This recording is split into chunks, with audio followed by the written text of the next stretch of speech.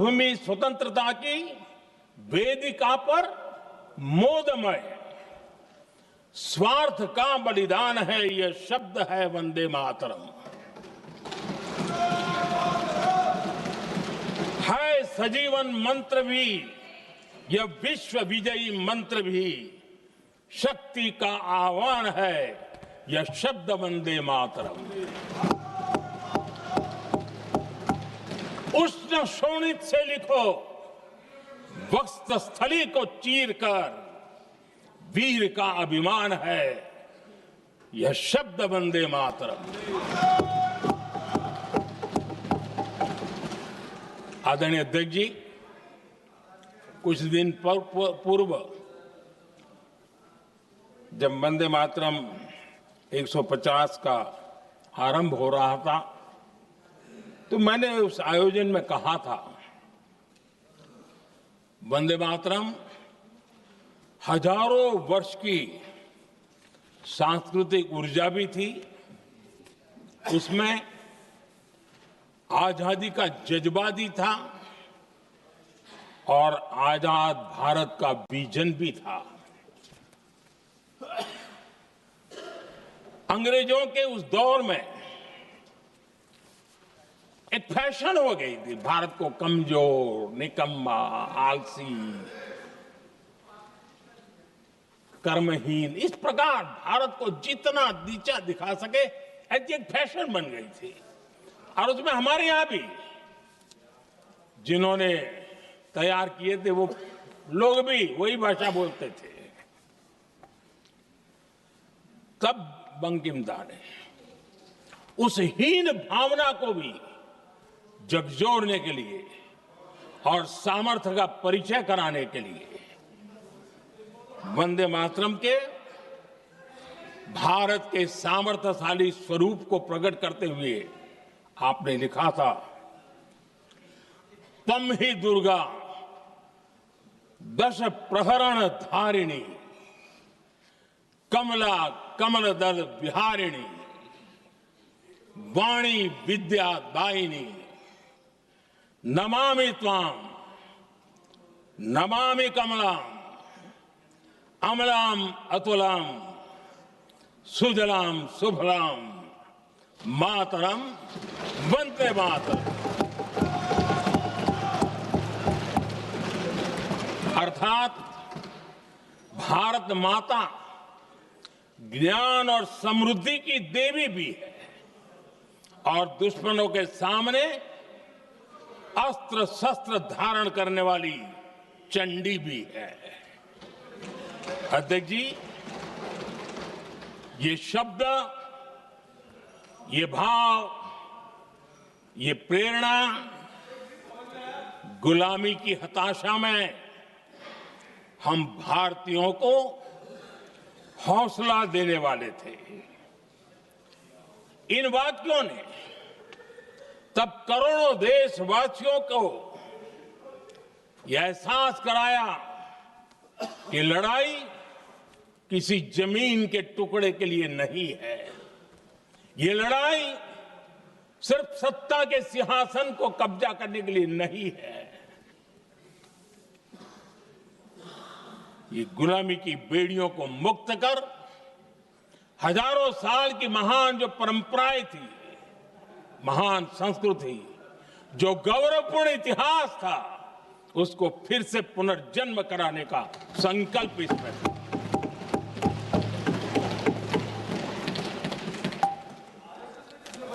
आदरणीय अध्यक्ष जी,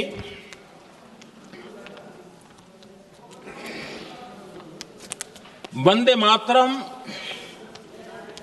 इसका जो जन जन से जुड़ाव था,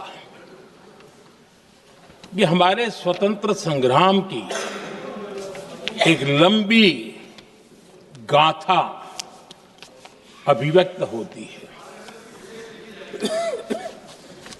आदरणीय अध्यक्ष जी, जब भी जैसे किसी नदी की चर्चा होती है, चाहे सिंधु हो, सरस्वती हो, कावेरी हो, गोदावरी हो, गंगा हो, यमुना हो, उस नदी के साथ एक सांस्कृतिक धारा प्रवाह, एक विकास यात्रा का धारा प्रवाह, एक जन जीवन की यात्रा का प्रवाह उसके साथ जुड़ जाता है। लेकिन क्या कभी किसी ने सोचा है कि आजादी जंग के हर पड़ाव, वो पूरी यात्रा वंदे मातरम की भावनाओं से गुजरता था, उसके तट पर पल्लवित होता था। ऐसा भाव काव्य शायद दुनिया में कहीं उपलब्ध नहीं होगा। आदरणीय अध्यक्ष जी,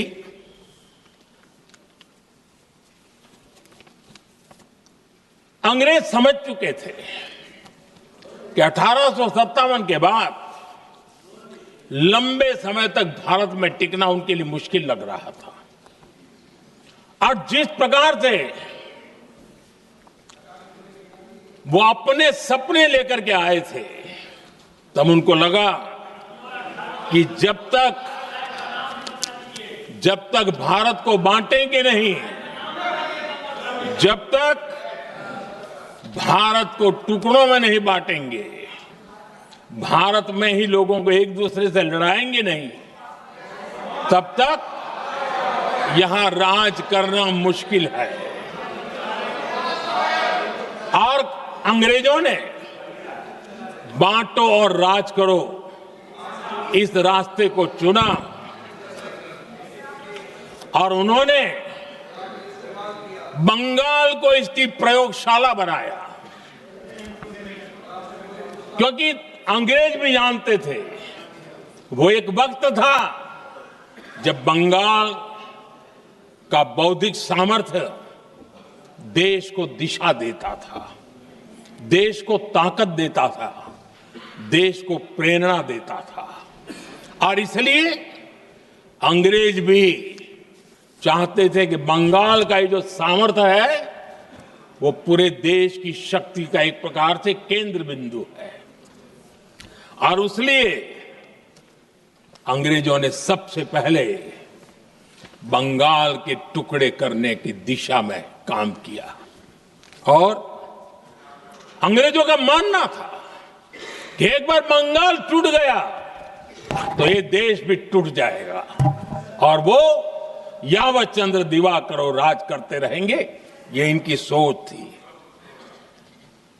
1905 में अंग्रेजों ने बंगाल का विभाजन किया,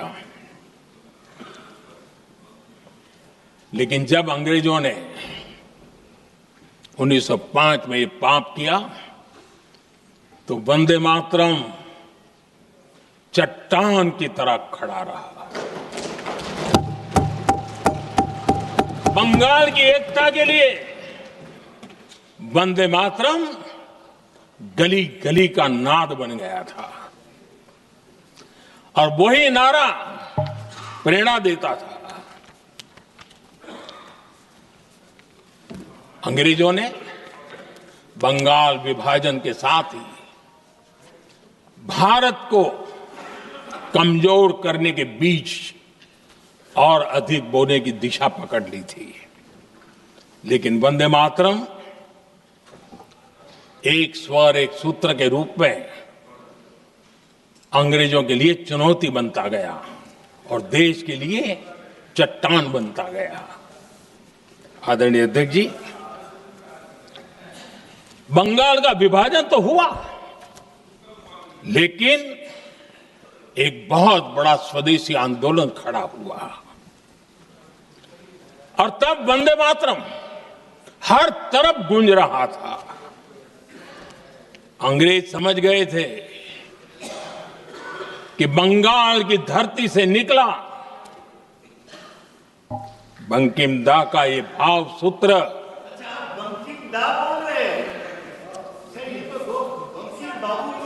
बंकिम बाबू बोले। अच्छा, थैंक यू। आपकी भावनाओं के लिए मैं आदर करता हूं। बंकिम बाबू ने थैंक यू दादा, थैंक यू। हाँ, आपको तो दादा कह सकता हूं ना, वरना उसमें भी आपको इतराज हो जाएगा। बंकिम बाबू ने ये जो भाव विश्व तैयार किया था, उनके भाव गीत के द्वारा उन्होंने अंग्रेजों को हिला दिया। और अंग्रेजों ने, देखिए कितनी कमजोरी होगी और इस गीत की ताकत कितनी होगी, अंग्रेजों ने उसको कानूनी रूप से प्रतिबंध लगाने के लिए मजबूर होना पड़ा था। गाने पर सजा, छापने पर सजा, इतना ही नहीं, वंदे मातरम शब्द बोलने पर भी सजा। इतने कठोर कानून लागू कर दिए गए थे। हमारे देश की आजादी के आंदोलन में सैकड़ों महिलाओं ने नेतृत्व किया, लक्षावधि महिलाओं ने योगदान दिया। एक घटना का मैं जिक्र करना चाहता हूं। 22 साल में वंदे मातरम गाने पर सर्वाधिक जुल्म हुए थे। वो 22 साल आज भारत का हिस्सा नहीं रहा है। और उस समय 22 साल की हमारी माताएं, बहनें, बच्चे मैदान में उतरी थी वंदे मातरम के स्वाभिमान के लिए। इस प्रतिबंध के विरोध में लड़ाई के मैदान में उतरी थी। और तब 22 साल की एक वीरांगना श्रीमती सरोजिनी बोस, जिन्होंने उस जमाने में वहां की भावना को देखिए, और उन्होंने कहा था कि वंदे मातरम जो प्रतिबंध लगा है, जब तक ये प्रतिबंध नहीं हटता है, मैं अपनी चूड़ियां जो पहनती हूं निकाल दूंगी।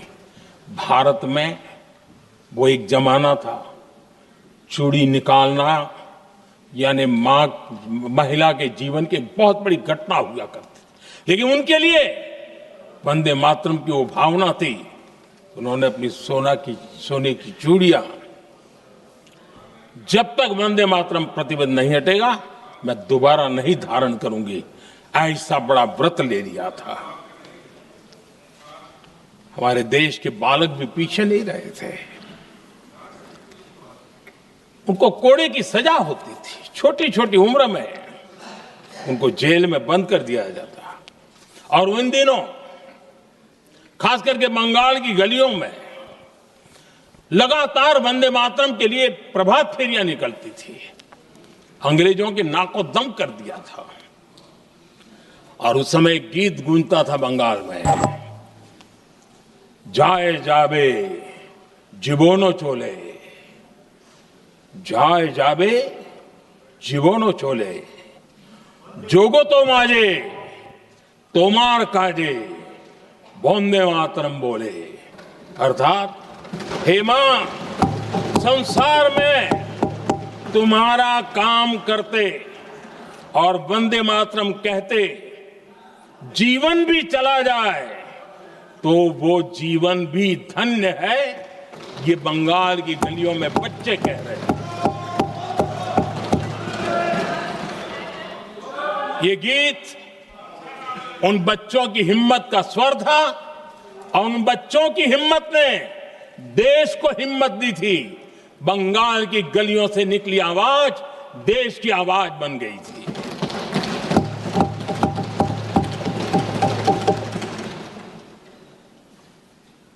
उन्नीस 1905 में फरीदपुर के गांव में बहुत छोटी छोटी उम्र के बच्चे जब वंदे मातरम के नारे लगा रहे थे, अंग्रेजों ने बेरहमी से उन पर कोड़े मारे थे।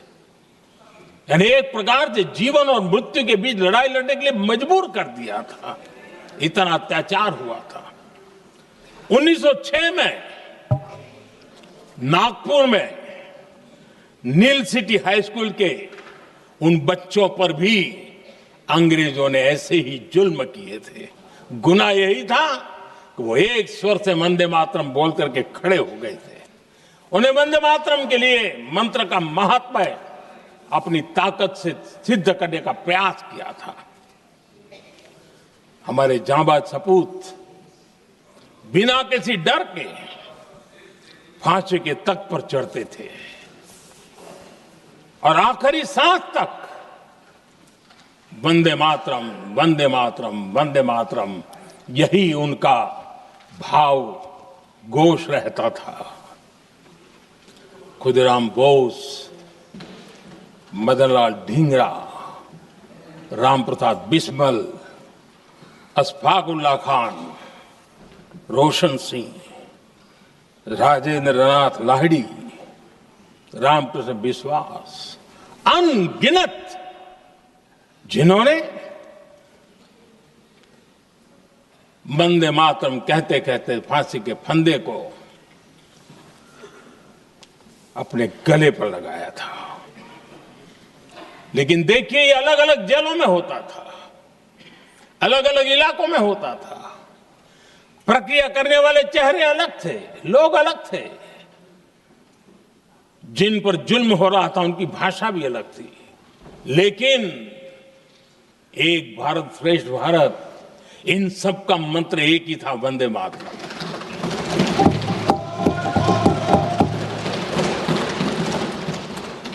चटगांव की स्वराज क्रांति, जिन युवाओं ने अंग्रेजों को चुनौती दी, वे भी इतिहास के चमकते हुए नाम है।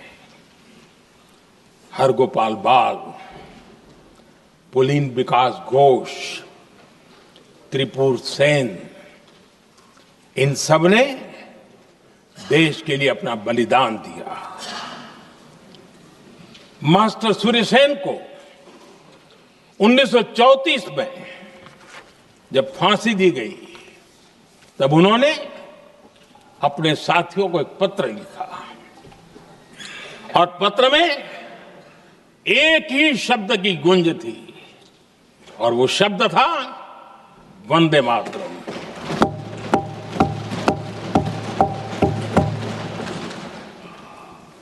आदरणीय अध्यक्ष जी, हम देशवासियों को गर्व होना चाहिए।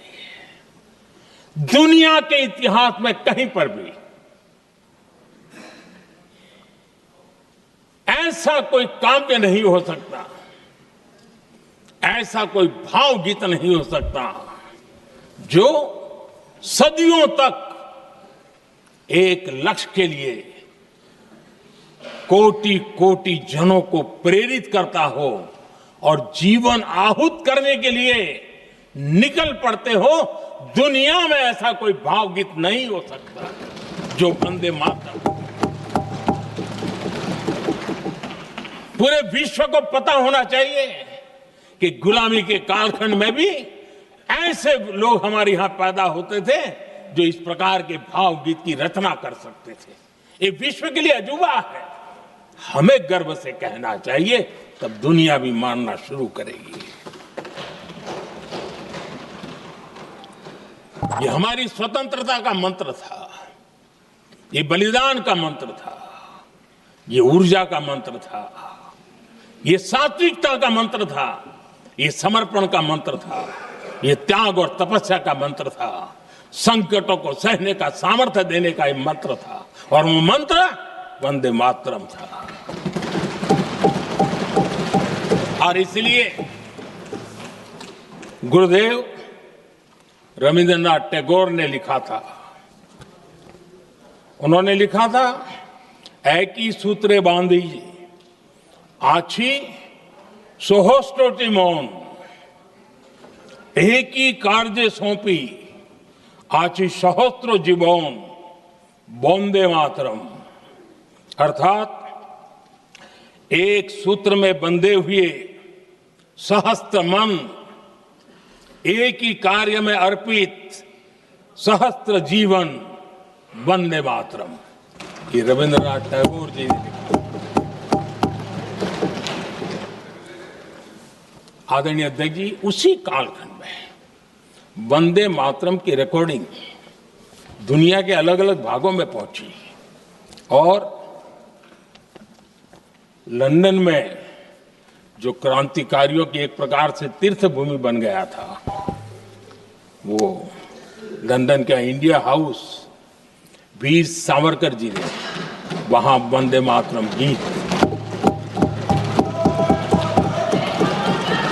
और वहां ये गीत बार बार गूंजता था। देश के लिए जीने मरने वालों के लिए वो एक बहुत बड़ा प्रेरणा का अवसर रहता था। उसी समय बिपिन चंद्र पाल और महर्षि अरविंद घोष, उन्होंने अखबार निकाले। उस अखबार का नाम भी उन्होंने वंदे मातरम रखा। यानी डगर डगर पर अंग्रेजों की नींद हराम करने के लिए वंदे मातरम काफी हो जाता था और इसलिए उन्होंने इस नाम रखा। अंग्रेजों ने अखबारों पर रोक लगा दी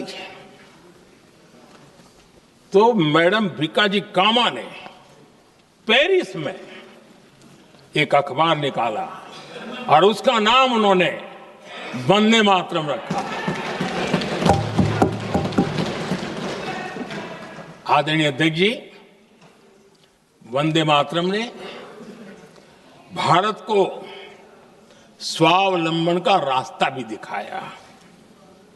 उस समय माचिस की डिबिया, मैच बॉक्स, वहां से लेकर के बड़े बड़े शिप, उस पर भी वंदे मातरम लिखने की परंपरा बनी और बाहरी कंपनियों को चुनौती देने का एक माध्यम बन गया। स्वदेशी का एक मंत्र बन गया। आजादी का मंत्र स्वदेशी के मंत्र की तरफ विस्तार होता गया। आदरणीय अध्यक्ष जी, मैं एक और घटना का जिक्र भी करना चाहता हूं। 1907 में जब वीओ चिदम्बरम पिल्लाई, उन्होंने स्वदेशी कंपनी का जहाज बना तो उस पर भी लिखा था वंदे मातरम।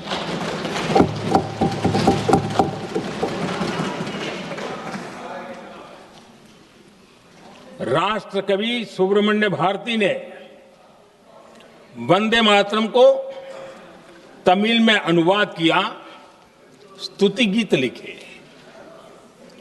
उनके कई तमिल देशभक्ति गीतों में वंदे मातरम की श्रद्धा साफ साफ नजर आती है। शायद सभी लोगों को, हो सकता है तमिलनाडु के लोगों को पता हो, लेकिन सभी लोगों को ये बात का पता न हो कि भारत का ध्वज गीत वी सुब्रमण्यम भारती ने ही लिखा था। उस ध्वज गीत का वर्णन, जिस पर वंदे मातरम लिखा हुआ था, तमिल में इस ध्वज गीत का शीर्षक था ताइन माणी कोड़ी पारीर, तालंदु पणिंदु पुलहिंद्रु वारीर। अर्थात देश प्रेमियों, दर्शन कर लो, सविनय अभिनंदन कर लो, मेरी मां की दिव्य ध्वजा का वंदन कर लो।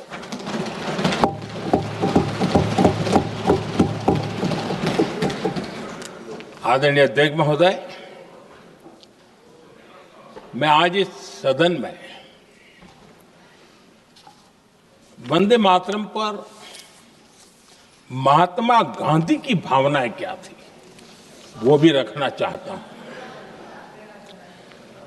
दक्षिण अफ्रीका से प्रकाशित